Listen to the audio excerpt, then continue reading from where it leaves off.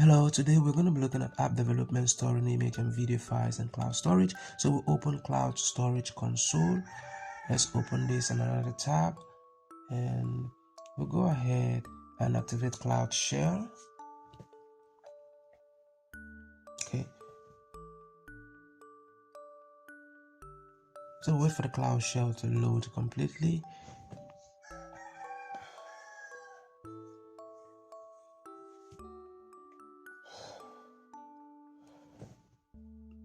Okay, so here we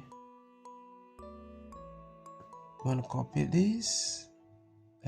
This is what we're working on. So we'll copy the string right here and we paste that in here.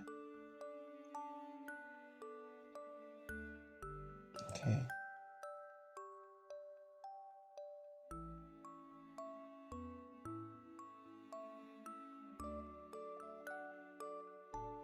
So we'll wait for this to load up.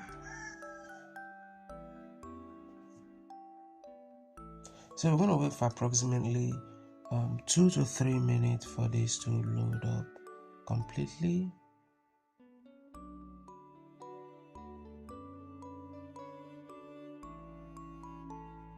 So copy this and we want to paste this in here.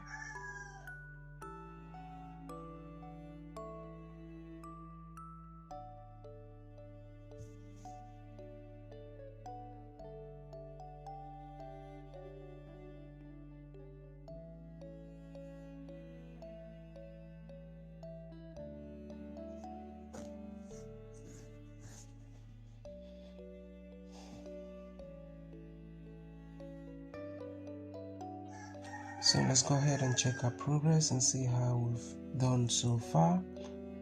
And if you find this video helpful and you need further assistance on any of the lab, you can reach me. You can reach out to me through the WhatsApp number attached to this video or in my channel.